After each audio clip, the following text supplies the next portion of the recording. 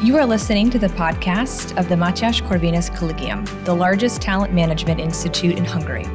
If you want to know more about our mission, please look up our English website at mcc.hu/en or check out our Facebook, Instagram, and Twitter channels. For interesting articles and analysis of our professors, external contributors, and students, look up our knowledge base at corvinus.hu/en.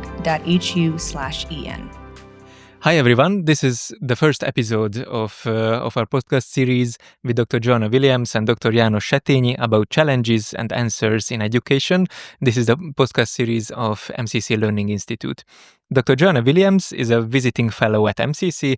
She began her career teaching English in secondary schools before joining the University of Kent, firstly as a lecturer and later director at the center of the university for higher education until 2016. Joanna left academia to work as an expert at several think tanks, and she is the author of How Woke Won, Women versus Feminism, Academic Freedom in an Age of Conformity, and several other great publications. She is also a regular author for The Times, The Telegraph, and The Spectator as well. And Dr. János Setényi is director of MCC Learning Institute, a former history and Finnish teacher, and an experienced international education consultant. And my name is Richárd Fodor, head of research at MCC Learning Institute as well. Today we are going to talk about fundamental issues of education, and let's jump into that. What do you think? What are schools for? So this is a really big question, and I think we can look at it in two different ways. We can look at what schools actually do today, but we can also talk about what schools should be about. And I think for me, one of the big problems at the moment is that there is a very big gap between those two things. So what schools are doing seems to be everything that's concerned with raising children, child development, preparing children for the future world of work, teaching them about politics and attitudes and values. Whereas I actually think that what schools should be doing is simply focused upon education, transmitting knowledge from one generation to the next, and teaching children about the world that they live in, rather than trying to produce good citizens for an imaginary world that politicians dream up for the future. I fully agree. I want to add two little notes to this. One is that whenever I tell to parents in local conferences around Hungary that the actual raising of children is the main responsibility lays at the raising of children at the parents, they are shocked. Because in public discourse, this has been watered up. I don't say that people think school is the main place of instruction, education, and raising up of children, but they imagined a shared role, something like 50-50. So it's my statement is a shock by itself. And when I add the fact that according to all sociological research, schools have a rather limited impact in the future career and attitudes and life management of young adults. And of course, family things count much more, then the shock is even bigger. So I think that it would be very, very important to have a very clear communication with the public, very strong, clean, simple messages about responsibilities. And we have to find again the places where the school has an important impact, and nobody can substitute the school in these areas, like transferring intergenerational traditions and knowledge, but certainly not in other areas. I think that's perhaps one big difference between the UK and Hungary, in that we've gone much further down this line, where I think to a certain extent lots of parents now I expect schools to do far more in terms of raising children and don't really see this as a problem. And I think one reason for that is that teachers themselves don't communicate to parents, exactly as you're saying, what it is that's unique about the school, what is it that teachers can do that parents can't do. So it seems to me that the special role of the teacher, the unique role of the teacher, is to be able to pass on subject knowledge. I mean, I had a very personal experience of this during lockdown, for example, when my daughter, who was 13 at the time, she had to do a lot more of her schoolwork at home, obviously, the same as all the other children. And my attempts to try and teach her maths ended in complete failure. She cried and I cried, and it was completely miserable for everyone. And so I realised that in relation to my daughter, I'm her mother, and I like to think I'm very good at being her mother and providing her with food and, most importantly, love and a parental relationship. But I'm really useless at being her maths teacher. And you think that's why we need teachers, and that's why subject teachers have something very special to offer. But the problem is, increasingly in the UK, it's almost as if they're embarrassed about that, and they don't like to say we are an authority in the classroom because of this subject knowledge. They like to almost pretend that they don't have that knowledge, and that really the best thing they can do is to help nurture children and raise children as well. Thank you very much. There is an old but still ongoing debate about the role of schools in our societies. Should schools help children develop skills specifically for their future workplaces, or should we concentrate on general but more intellectual ideas and concepts? Obviously, the second, as the classic authors, but also our colleague and friend in the Learning Institute, Nicholas Tate, told once that schools shouldn't be too relevant, because those challenges and expectations of modern life can change practically every year. I can tell you one example. 3 years ago, all big companies wanted software programmers, software developers from education, and they proposed and partly implemented all kinds of courses, even in the kindergarten. They started this algorithmic problem-solving things, and then, of course, mathematics and so on. So coding, that was the key word. Now, in this year, because of the fast development of artificial intelligence engines, the slave work of coding and especially corrections of bugged codes, that's the worst type of work, really slave work, can be done already with the existing AI engines. And a more qualified thing comes ahead now as a requirement, that is the architect of software developers, but that's a good mathematician with strategic thinking and with a very good sense of human relations and communication.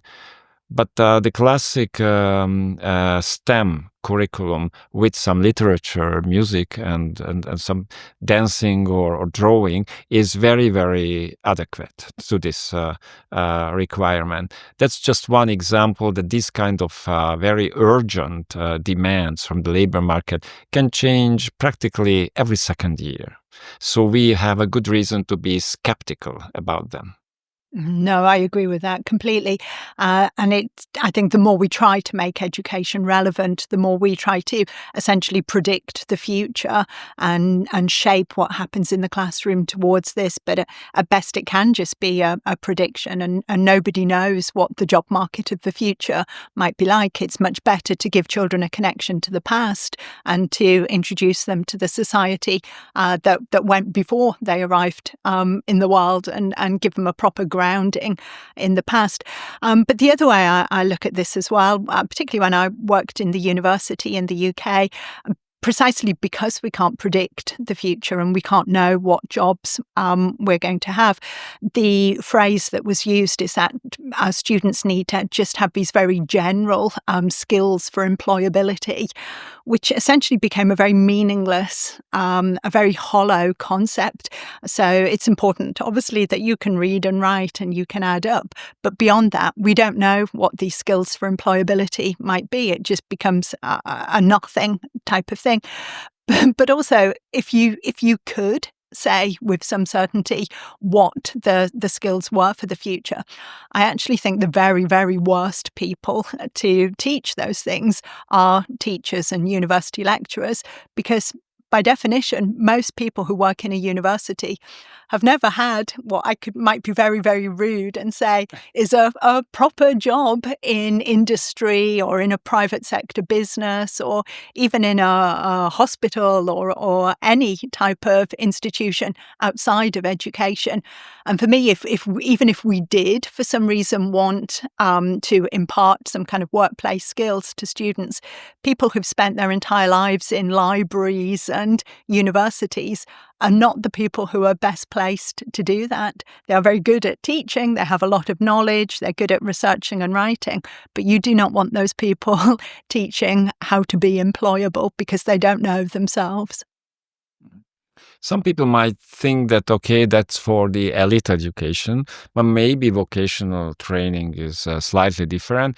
It is to some extent, but let me start with an ironic note that this usefulness in education, usefulness, is the ideology, according to educational history, of the so-called petit bourgeoisie. So the lower middle class wants to ensure that the children will have safe employment, and they value usefulness, not the higher values and the world of ideas, because they are afraid of that's uncertainty in the labor market. That's very understandable, but as an educational decision maker, you should see further. This is why in the ancient Chinese imperial examination system, they were training the governors of provinces, for instance. So it's a very high level public administration. We are talking about one test task was to write poems with certain words in certain fixed rhymes and rhythm. That's the combination of freedom and determination. It's a complex task, because they thought that if when these people could write a nice, good poem in that way, their thinking is complex, and they will solve the taxation problem of Guangdong province later on. They can learn the local things, of course, later on.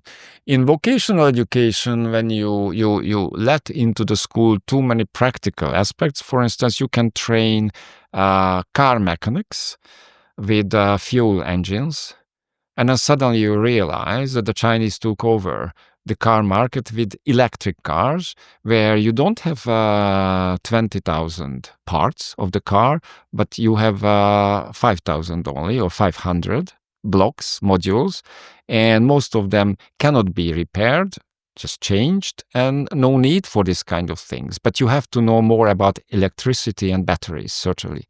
Maybe some other electric issues and digital things. And then your close connection with the labor market, with the company, will cost you a lot. So I'm certainly support the idea that life should transcend schools. So people should come to the school and show real life things and examples, and children can visit certain places. But the core of the education should be certainly higher than the principle of usefulness. I mean, this is a very big discussion that we've got going on in the UK right now, where the Labour government is undertaking a review of the national curriculum. And you have a lot of people who consider themselves to be left-wing, very progressive, arguing that it's very elitist to expect all children to stay in school until the age of 16 or even 18, just learning academic subjects. And they'll say, this is not appropriate. This puts children under too much pressure. It's prioritises academic achievement over vocational skills. But I would want to turn that completely the upside down and argue exactly the opposite and say it's actually very elitist, it seems to me, to say that only some children should have knowledge of Shakespeare or knowledge of great works of music and great works of art. Why shouldn't children who are going to go on as adults to become plumbers or engineers or mechanics or work in a supermarket or work as a nurse or a cleaner, why shouldn't they also know about Shakespeare and Plato and great works of art and music? Why should elite knowledge only be the preserve of a very small proportion of society? I think that's a very elitist and a very snobby argument. Finally, let's have some words about the arts, which is let's say, the most elitist part of the traditional curriculum, which develops the sensitivity. It does have even practical benefits or impacts. Especially men in modern society struggle with emotional management and emotional communication. It's difficult for us, but if you are used to read poems, even short ones, and listen to classical music, so complex music, your emotional awareness and your sensitivity develops, and simply you will become a better husband. And certainly, to be a good husband is a challenge, of course, but certainly it has been always, but certainly you will become a better father, for sure. I mean, and plumbers should have the chance to become good fathers as well. So elitism pays off. Thank you. Both of you have mentioned the concept of usefulness, and let's travel to the United Kingdom for the next example. The British government funds schools to teach young children everyday skills. For example, how to brush their teeth. What do you think of this? Mm-hmm. Can you agree with that? No, I think this is a terrible idea. I mean, this is something that the Labour Party in the UK has been talking about even before it was elected and became the government last July. We have a big problem in the UK, unfortunately, with tooth decay. We have lots of children who don't go to see a dentist. And the reason why is, unfortunately, we don't have many dentists. And there's many areas in the UK where it's very difficult to actually get to see a dentist. And in other areas you can, but it's very expensive. So there is a problem with children having tooth decay. Now, I think one easy way to solve that problem is actually to put more money into making more dentists available, or tell parents you have to step up to the plate and encourage children to brush their teeth more often. What the government's done is they now have a programme for getting children to brush their teeth at school and to have teachers showing children how to do this. And I think it's a very bad idea for a couple of reasons. I mean, one thing is you only have a certain amount of time in the school day. And so for every minute that a teacher is showing a child how to brush their teeth, this is time that they're not spending teaching them how to read, how to write, or even just letting the children run around and play in the playground. But I think even more importantly, it blurs the boundaries between the role of the teacher and the role of the parent. And it actually disempowers parents. It's taking responsibility away from mothers and fathers. It's kind of saying, you're not really up to the task of raising your own children. We can't trust you to do this. So rather than expecting you to do it, or rather than encouraging people to do this, we are going to take away this responsibility from you. And we see this with more and more things, from teaching children about sex and relationships, providing children with breakfast, with lunch, and it really diminishes what it means to be a parent. When the school is responsible for every element of raising the child, what's left for mothers and fathers to do? János, what is the dental situation in Hungary? Or without a joke, what is the difference in the continent and in Hungary? Not much. We are behind of that phase, certainly, but the direction this postmodern world is the same. If you see, usually governments, that's the aspirin effect. That's an American sociologist phrase, that whenever a modern, postmodern society sees a problem, a social problem, they delegate it to the school, usually by law or legislation, and without money or adequate resources. But even if with money, like some Scandinavian countries did in the 80s and the 90s, then they developed a horrific welfare society based on schools. And the school became an authority and a provider as a second parent or even more, which is not a good direction. But our schools also have these kind of tasks like financial literacy, environmental protection, ethics, which is absolutely a family matter, digital culture, and entrepreneurial education, and so on, so on, so on, so. And that is seemingly this focus problem, and we have it too. But there is another bad effect of this issue, this aspirin effect, namely that it leads to it's a direct road to teachers' burnout. If you have a good teacher starting the profession, 11 o'clock at the night when she or he rethinks or remind the daily activities in the school and after school, obviously she or he has to state that she or he hasn't done these things even at the half of these things.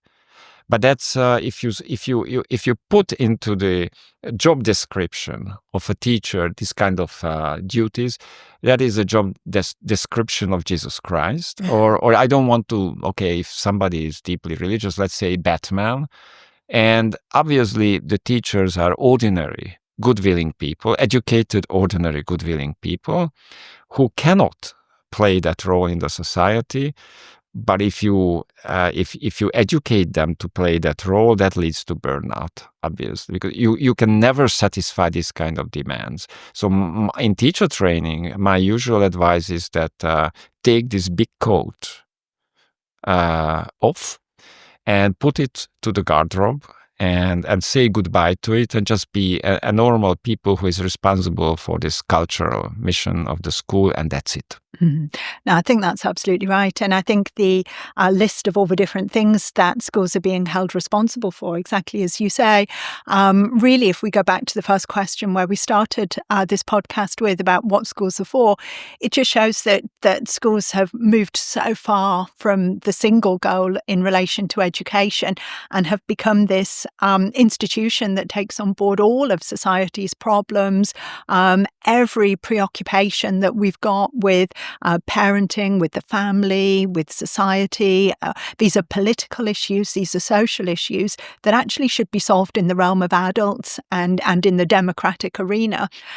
By putting these issues onto schools and leaving schools to solve these problems, we take away from that democratic accountability. We take away from the political realm, from the public realm, and we transform schools into just these very generic kind of catch-all institutions that ultimately, I think, become about nothing more than containment, about just keeping children away from the streets and away from the home so the parents can go out to work, so parents can go about their business, and the school becomes a holding pen, an institution for children just to stay in during the day with some vain hope that they will be raised in the skills that politicians think they should gather during the course of their time there.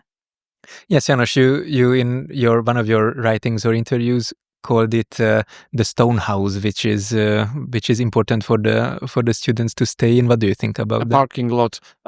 Generally, if we jump back to year 2000, when the Soviet Union didn't exist anymore, and the US was the unrivaled hegemon of the Western world and the whole planet Earth, this was an ideological issue. The conservatives always criticized this as a decline, but there was no competition.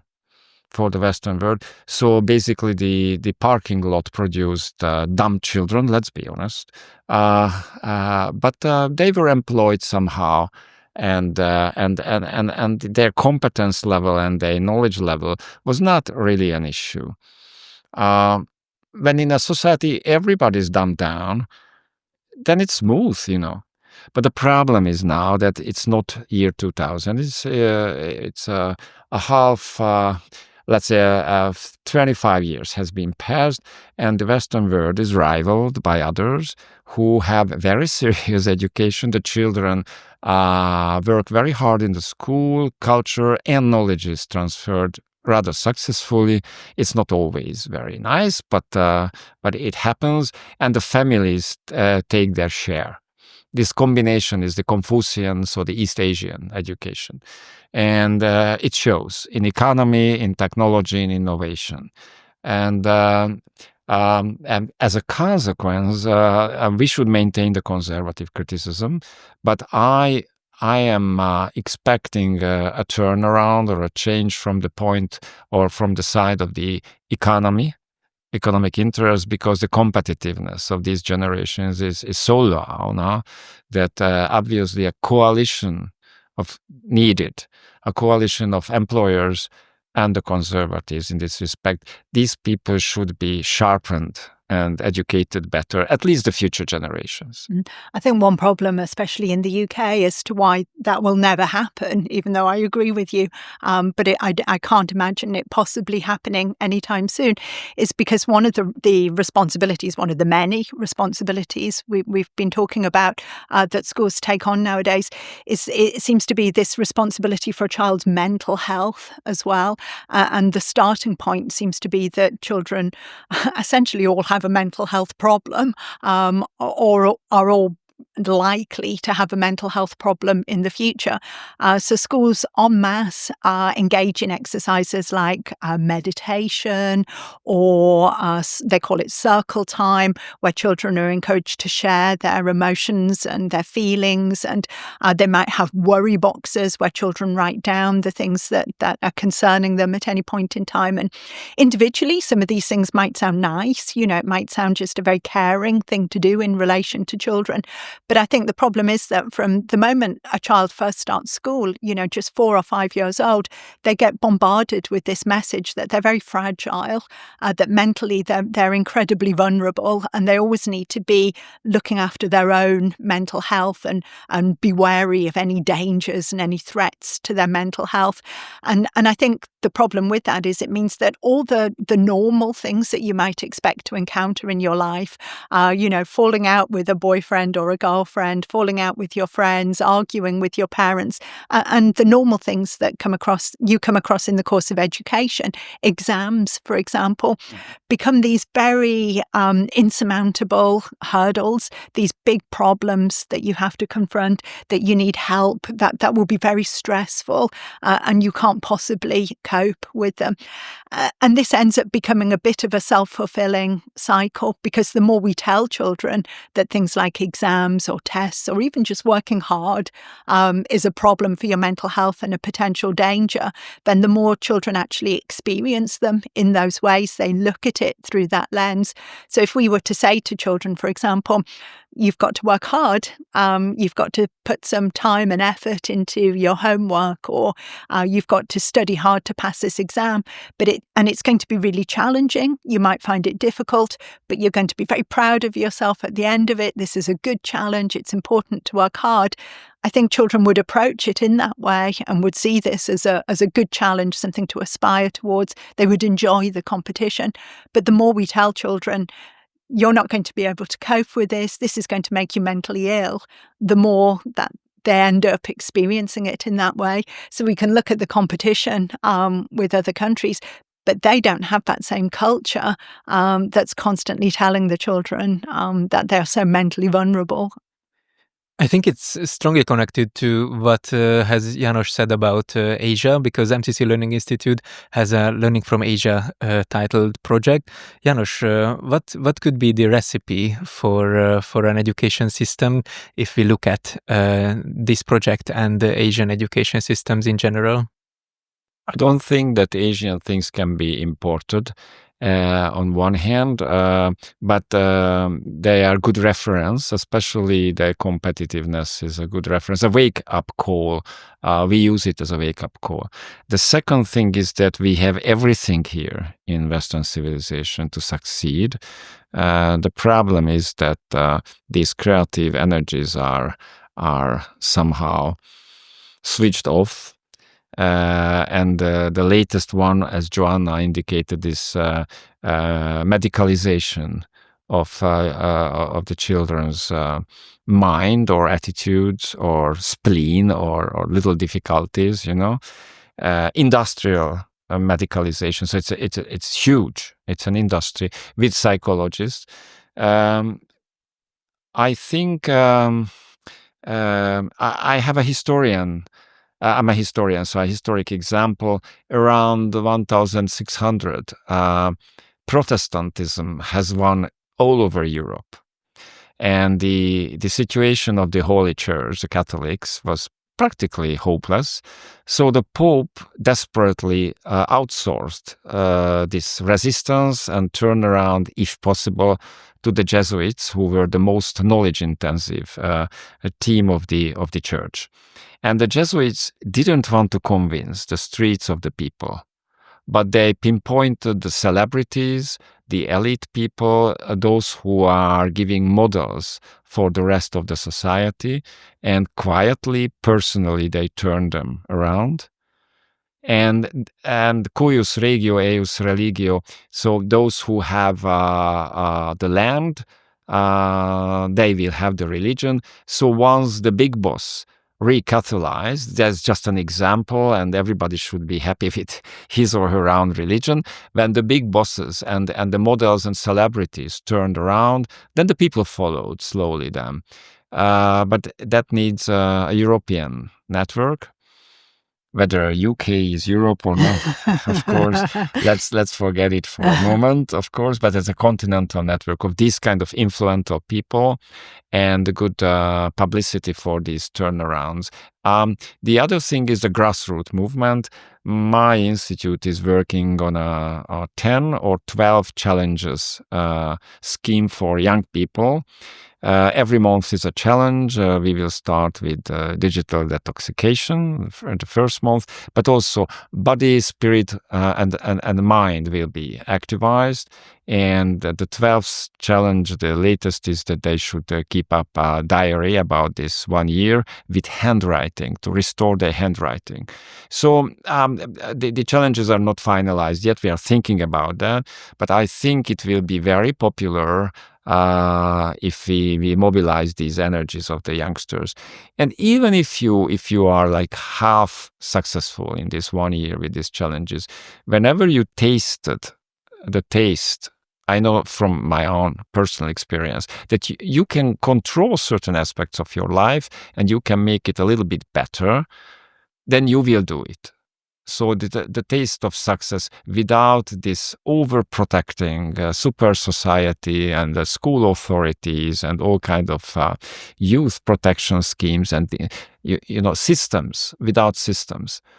Let's see, but we are very far from complete success because the context is the postmodern society and the terrible media.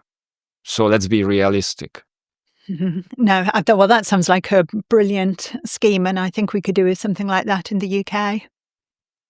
Thank you very much. Connected to the historical example of the Jesuits, there are several abstract and elevated traditional tasks in our education systems.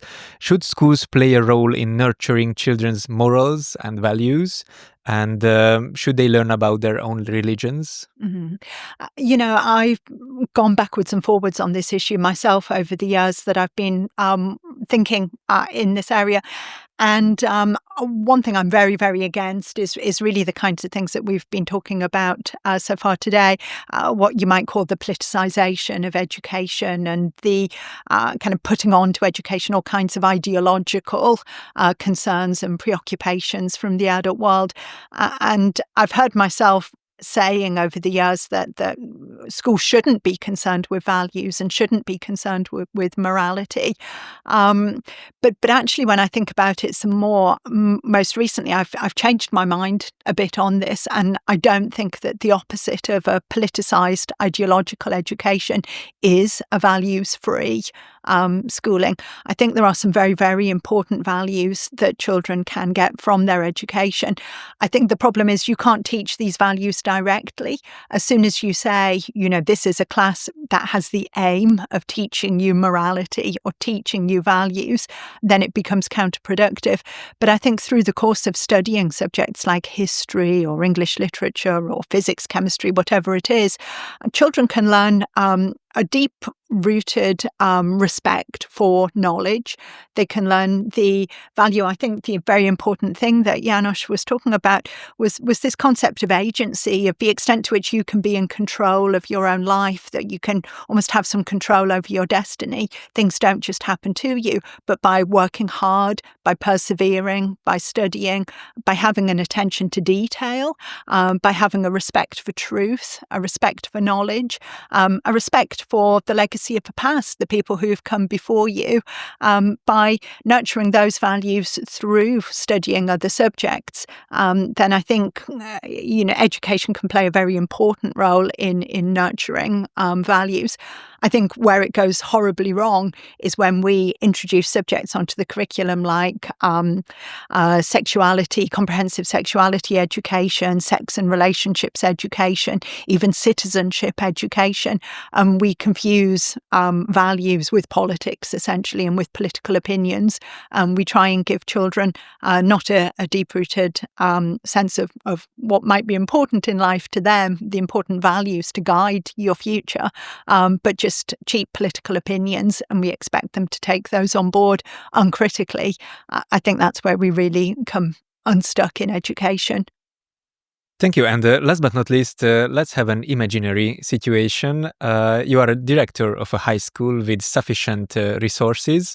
And what would be the 3 most important aspects you would focus on as a director of this institution? Very good question. I think, I'll give one first and then I'll see what János says. I think my number one thing I would do would be to get the teachers together into groups of people who teach similar subjects and give them a blank piece of paper and ask them to have an argument about what is most important in your subject area that children should know. What is it out of everything that's ever been written or said or considered worthwhile in your subject? What are the most important things that you think our children need to know, whether that's in literature, in art, music, whatever, and actually get teachers to discuss knowledge in that meaningful sense, curricular knowledge, and what is it about the kind of sum total of all the knowledge in the world that we should be passing on to children, that we value enough, that we think is so important, that we think children need to know this in the future. Because I think too often now, in many schools I've been in, teachers have, and universities, I'm very sad to say as well, have actually become very disconnected from that role in relation to subject knowledge. They see their role as being just preoccupied with keeping children entertained or caring for children, all the things we've talked about already, and actually reconnecting teachers and lecturers to that role in relation to knowledge, I think would be the first thing I would say. Second thing is that we had a tradition in the 70s, 80s that teachers should visit at least once the families of the student. Once you enter voluntarily and in a free way, invited way, the apartment of the parents or parent, let's be realistic nowadays, you will understand practically everything about the student. It's a cup of tea and a terrible piece of cake. But now, even if now I send young teachers to this so-called home visit once, they don't know what to do there. This is how culture is forgotten. But if you teach them that you have that they have to, the teachers should make a business with the parents to clarify the responsibilities and the distribution of labor in order to have a successful project upbringing of the child. and our expectations. If I want to minimize, I would expect three things. One is that in the morning the child should arrive on time. Second is a more or less acceptable clothes and equipment. And the third is that the homework should be done always, because this is the contact point with the child. If he loses the contact, she or he can attend the school for weeks, but it's already broken. It's already broken. No learning. So this kind of practice. And one more I can mention, that if we are talking about, you said, Richárd, high school, so it's a grammar school, gymnasium. Yes, we don't use the creative energies of the youngsters. They are pretty, at least around 16. They're quite smart. So I would delegate certain teamwork, school theater and projects to them, and students should learn to lead those projects. A teacher can monitor, of course, or help, but basically they should taste individual, independent, creative work. I would say for my final one, I would like to restore some authority to the teacher in the classroom. And I'm speaking very personally now from my own experience of teaching in a secondary school, a high school, even though this was many years ago now. Too often there was a sense of the directors of the school, the head teachers, actually undermining the authority of the classroom teacher themselves. And to me, this was the most unforgivable thing that they could do.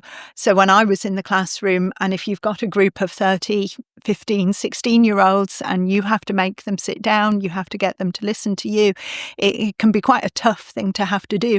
But you really need to be able to assert your authority and have those children respect you and listen to you.